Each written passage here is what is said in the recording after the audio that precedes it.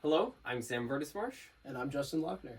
and today we'll be showing our accessible design, the Unit Controller.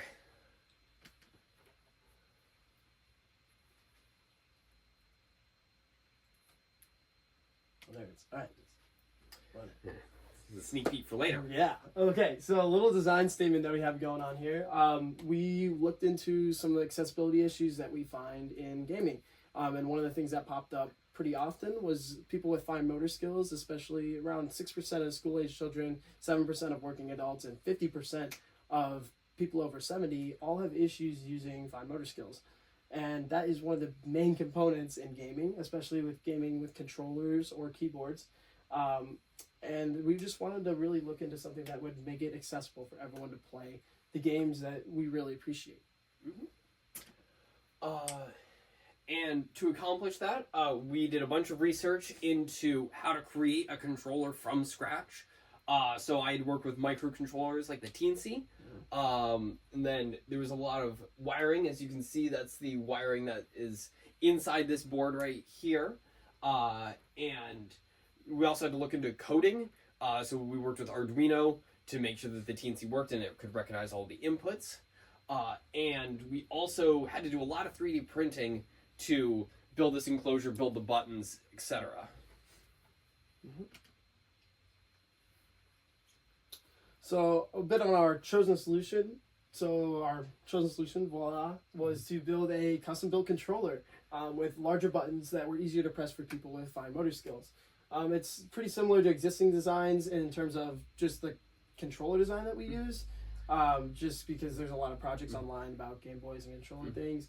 The big difference is the size and, of course, the way we went about it. We went about it approaching it as more of a robust solution that you could switch out a lot of parts with, as opposed to something that was a little more permanent and refined in a sense of Preset, yes. And to demonstrate how the controller works, we're going to have a little demonstration. So as you can see here, we have Hollow Knight that is set up. And so you can see how moving the mouse back over to here, you can see how the character moves. Yeah. And Beautiful. Got hit there, but we can attack. Get up. There we go. Yeah. Yeah. And as you see, it's very easy to even do, well, I messed that up there, but in general, it's So cool. very easy to make these jumps. Yeah. Yeah. All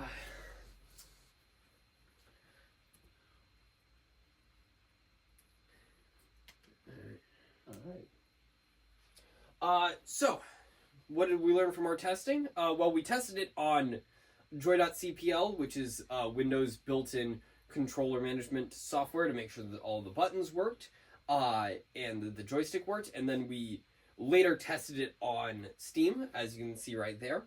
Our results were pretty good.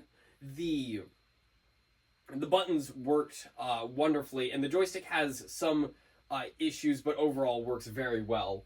And from the testing, we also determined that we didn't really need the second joystick that our design originally called for 2, because a lot of the twin stick games required also a lot of fast reflexes, which might be difficult with existing fine motor control issues.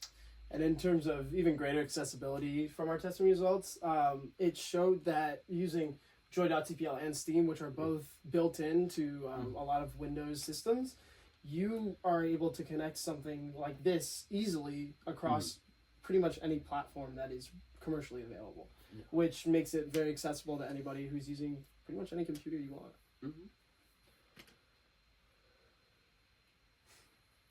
Some of the limitations. All good projects have some good limitations and good ways to go about it in the future.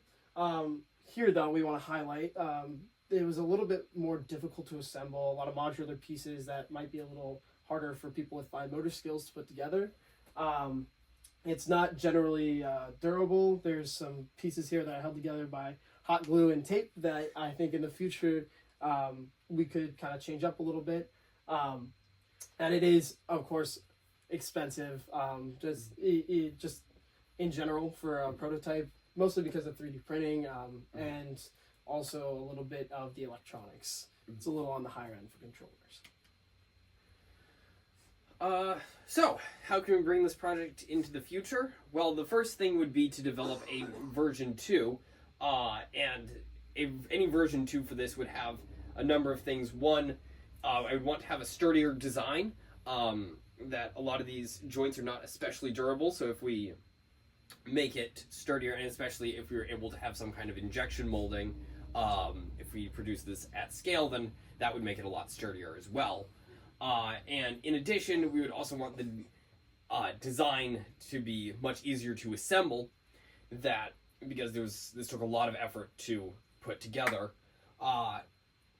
And beyond that, I also have some connections with accessibility focused gaming groups, and so they might be interested in a project like this and have insights on how to take it to the next level.